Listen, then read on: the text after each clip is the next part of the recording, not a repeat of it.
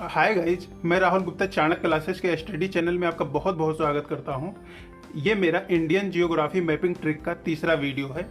पिछले सेशन में हमने भारत के पड़ोसी राज्यों को याद करने का कुछ आसान सा ट्रिक सीखा था और उनसे संबंधित कुछ इम्पोर्टेंट फैक्ट को सीखा था। इस सेशन में हम लोग देखेंगे कि भारत के कुछ तटों से संबंधित इम्पोर्टेंट फैक्ट और उनको याद करने के कुछ आसान से ट्रिक सीखेंगे। तो शुरू करते गाइज आज का सेशन। जैसा कि आप लोग देख रहे होंगे स्क्रीन पे आपके दिख रहा होगा, ये हमारा भारत का मैप है। ठीक है, तो भारत के मैप से संबंधित कुछ और भी बातों को हम लोग देख लेते हैं।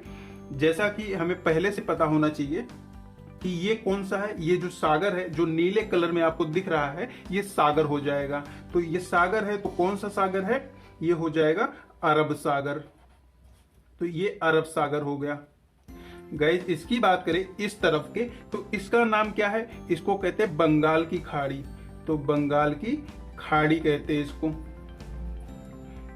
तो गाइज एक क्वेश्चन तो हमारे दिमाग में बनना ही चाहिए कि ये खाड़ी है और ये सागर है, तो इसको खाड़ी क्यों बोल रहे हैं, इसको सागर क्यों बोल रहे हैं? इसको भी अरब का खाड़ी बोल सकते थे और इसको जो है बंगाल का सागर बोल सकते थे, ऐसा क्यों नहीं बोल रहे हैं? तो गाइज इसमें अगर हम लोग देखें तो सबसे पहले हमें जानना पड़ेगा खाड़ी क्या होता है। खाड़ी किसे कहेंगे?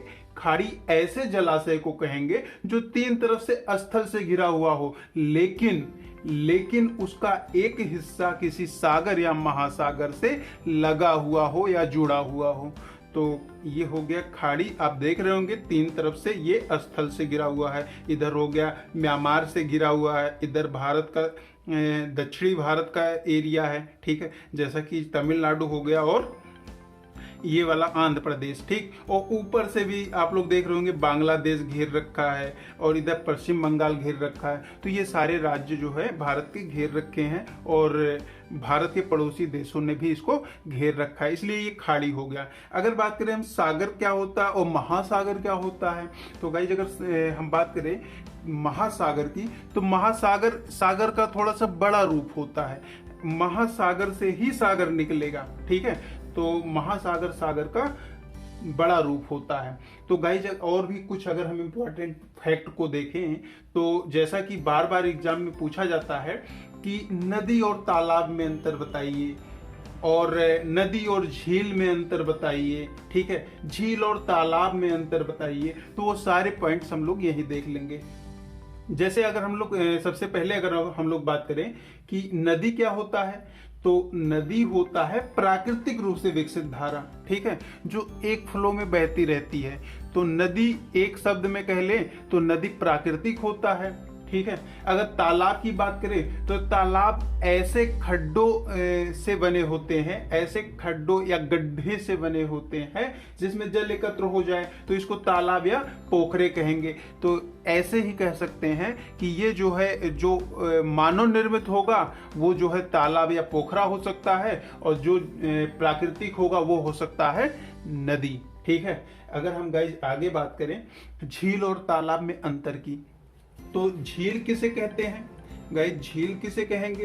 तो झील किसको कहते हैं? झील कहेंगे कि झील इतना ज्यादा गहरा होगा कि उसमें उसके अंदर वनस्पतियां नहीं उगेंगी। तो वनस्पतियां नहीं उगेंगे तो जीव जंतु भी नहीं पाए जाएंगे। जीव जंतु नहीं होंगे तो वहां जैव विविधता नहीं होगा। तो कहने का मतलब ये है कि ये जो झील होंगे ये काफी गहरे होते हैं। अगर बात करें हम लोग तालाब की, झील और तालाब में अगर हम लोग अंतर देख रहे हैं, तो तालाब की अगर हम लोग बात करें, तालाब किसको बोलते हैं? तो ये कम गहरा होगा, इसमें वनस्पतियां उगेंगी, इसमें जो विविधता पाया जाएगा। अगर बात करें गाइस हम लोग झील के दूसरे अंतर की, तो झील का दूसरा अंतर कौन सा हो जाएगा? तो इसकी पूरी सतह, झील की पूरी सतह का टेम्परेचर जो होता है भिन्न भिन्न होता है। अगर ये मान लेते हैं हम ये पूरा झील है, तो झील के हर जगह पे यहाँ टेम्परेचर, यहाँ का तापमान कुछ और है, इधर का तापमान कुछ और है। तो ऐसे इसका तापमान भिन्न भिन्न होगा और यही अलग होता है किसमें? यही अलग होता है तालाब में। तालाब की प्रत्येक सतह का तापमान एक ही जैसा होता है। तो ये तालाब और झील का अंतर हो गया गाइस। तो ये हमने कुछ बातें सीखी है जो इम्पोर्टेंट थी, जो बार बार एग्जाम में पूछी जाती हैं। तो अगर हम लोग गाइज बात करें इसके तटों के बारे में, हम लोग सबसे पहले देख लेते हैं। तो इसके तट से सबसे ज्यादा क्वेश्चन पूछे जाते हैं, बहुत ही इंपॉर्टेंट होता है ये। तो गाइज बने रहिए हमारे साथ। तो अगर हम लोग देखें कि ये वाला तट, जैसा कि रेड कलर से आपको दिख रहा होगा, ये वाला तट, ये गुजरात के पूरे एरिया में फैला हुआ है। सबसे पहली बात ये है कि तट होंगे कहाँ? तट वहीं होंगे जहां समुद्र होगा या जहां जल क्षेत्र होगा। तो देख रहे होंगे जल क्षेत्र यही है, और यहां से यहां तक का एरिया जो है, यहां से लेकर किनारे किनारे देख रहे होंगे, ये तटीय क्षेत्र कहलाते हैं। ठीक है, तो ये तटीय क्षेत्र हो गए। अगर हम इन तटों की भी बात करें तो ये वाला क्षेत्र ये पूर्वी तट कहलाएगा। ठीक है, ये पूरब में है तो पूर्वी तट हो गया। ठीक है, और ये इधर वाला तट क्या हो जाएगा, ये पश्चिम में है तो ये पश्चिमी तट हो गया। गाइज अगर हम इसकी बात करें तो ये पश्चिमी तट हो गया। और अगर हम इन तटों की बात करें तो तट जल स्रोत के किनारे होंगे। अगर हम इसकी बात करें तो इससे एक ट्रिक भी हमें मिल जाएगा, यहाँ से एक ट्रिक भी बनता है। तो अगर हम इसकी बात करें तो जैसा कि हम जानते हैं कि ये गुजरात का क्षेत्र है, और गुजरात में ही गांधी जी का जन्म हुआ है। गुजरात में कहाँ? पोरबंदर में। ठीक है, और ये काठियावाड़ तट है। ठीक है, तो हम कह सकते हैं गुजरात के पोरबंदर में काठियावाड़ तट के आसपास जो है गांधी जी का जन्म हुआ है। तो ये हम लोग इसको रिलेट करके ऐसे आसानी से कर सकते हैं। तो गाइज ये हमें आराम से याद हो जाएंगे। अगर हम और आगे बात करें तो हमें ये भी पता होना चाहिए, गुजरात का काठियावाड़ तट हो गया, काठियावाड़ तट या काठियावाड़ा तट कहीं लिखा मिलता है, तो इसको दोनों याद रखेंगे हम लोग। ठीक है, तो ये काठियावाड़ा तट हो गया। ठीक है, इसके बाद क्या है, इसके बाद दूसरा तट या अगला तट हमारा कौन सा हो जाएगा? तो जैसा कि आप लोग को ब्लू लाइन में दिख रहा होगा, ये वाला। ठीक है, तो यहां से लेकर जहां से महाराष्ट्र की सीमा शुरू होती है, ठीक, जहां गुजरात की सीमा समाप्त होती है और महाराष्ट्र की सीमा शुरू होती है, यहां से लेकर, और जहां से केरल की सीमा शुरू होती है और कर्नाटक का सीमा जहां समाप्त होता है, यहां तक के तट को क्या बोलते हैं? यहां तक के तट को बोलते हैं कोंकण तट। याद रखिएगा, बहुत इंपॉर्टेंट है, बहुत बार पूछा गया है, बार बार पूछा जाता है। तो ये कौन सा तट है? कोंकण तट। तो ये हो गया हमारा कोंकण तट। अच्छा, इसको याद करने का आसान ट्रिक भी है। ठीक है, और आसान ट्रिक है, और इसको ऐसे भी याद कर सकते हैं। आप देख रहे होंगे इसको कोंकण तट क्यों बोलते हैं? कोंकण तट इसको इसलिए बोलते हैं क्योंकि यहां से यहां तक का एरिया जो है क्या कौन सा कहलाता है? गोवा। ठीक, भारत का सबसे छोटा राज्य गोवा, और ये गोवा जो है यहाँ की राजभाषा है कौन सी? कोंकणी। तो उसकी स्थानीय भाषा या राजभाषा के नाम पर इस तट का नाम रखा गया कोंकण तट। अगर कभी कभी पूछा जाता है, इन तटों का नाम थोड़ा सा डिफरेंट करके पूछा जा सकता है, इनको अलग करके पूछा जाए, तो याद रखिएगा जहां गोवा की सीमा समाप्त होती है और जहां से कर्नाटक की सीमा शुरू होती है, और यहां से जहां केरल की सीमा शुरू होती है। ठीक है, यहां से यहां तक के तट को एक और नाम से भी जानते हैं। इसको क्या कहते हैं? कनारा तट या कोनार तट कहते हैं इसको। कनारा या कोनार तट कहते हैं इसको। ठीक है, कोनार तट। तो इसको भी अच्छे से हम लोग देख लेंगे। ये तट है, कोनार या कनारा तट हो गया।